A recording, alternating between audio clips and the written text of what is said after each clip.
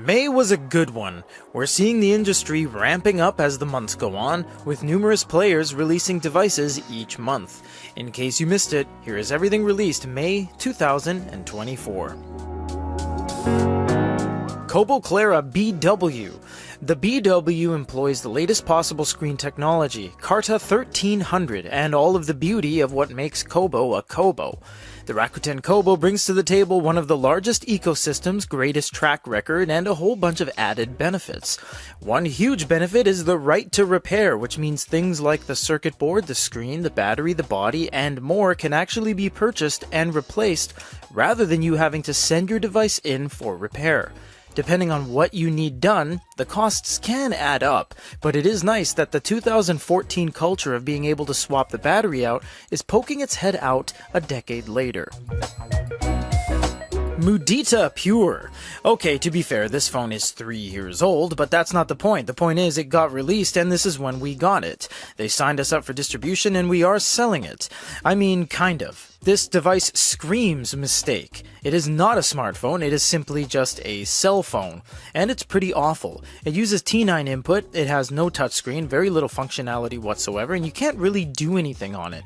You can just make calls, which would honestly make sense if this was $63, but it's not. It's $460 US, making it an absolute colossal waste of money. In fact, the second we got this device delivered to us, they had already announced that they have discontinued it and are making a new unit. If, however, you did want to get your hands on one of these, we would recommend not doing so. eink Readmoo Pro 2C.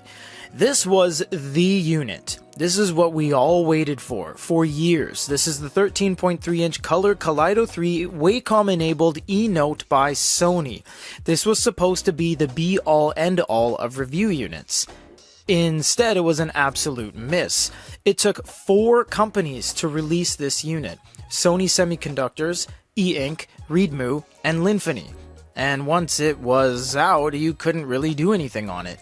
The unit is absolutely locked down and restricted, that you can't sideload apps, you can't even put PDFs using their beta uploader, you can't change the languages away from Chinese, there's no audio, no glow light, and the pen was the same pen for the past 10 years.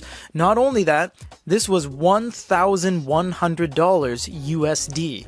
We were excited to hear our sample was coming in, but when we got it, we were severely let down. It's a big screen and it's in color. That's really it. Pocketbook EO. Earlier this year, Pocketbook acquired 50% of ownership stake in bigme, meaning they can now trade shells. And that's exactly what they did for this unit. This unit is such a departure away from a Pocketbook unit. If Pocketbook wasn't written on it, you wouldn't know it was one. This is devoid of any character or personality that the company has had in 17 years of business. They literally went and grabbed the Inknote Color Plus from bigme, put their logo on it, and end of story. It mimics the device to a T, from inside and out. In fact, they actually removed features like the pogo pin on the side and one of the cameras. They did preload in an APK file that you could load in either way for the Pocketbook Reader app, but that's really where it began and ended. Sony A307 Walkman. If you thought the Walkman was dead, think again. Sony has been clinging to the past, yet looking towards the future. This Walkman is a piece of art, and it's only around $400. And that's pretty good, all things considered, seeing that some of the units in their lineup cost as much as $4,000. It features basically everything you would want out of an MP3 player, both proprietary sound boosting features and industry-leading sound boosting features. It also has Google Play on board and can be utilized like a normal smartphone/tablet when tethered to other sources. There is no wireless data communication on board, but it does have Wi-Fi, Bluetooth, USB-C, and a 3.5mm headphone jack. Pocketbook Era Color. The Pocketbook Era Color is a continuation of the Pocketbook Era device with a Kaleido 3 screen. It features physical page turn buttons, a speaker, a flush screen and bezel, and it's waterproof. Pocketbook, being an internationally friendly company, gives you all the flexibility of multiple languages and multiple bookstores. They also preload their device with a ton of content from ebooks and even audiobooks. Unlike the EO, this is dripping in personality and very indicative of what makes Pocketbooks so successful.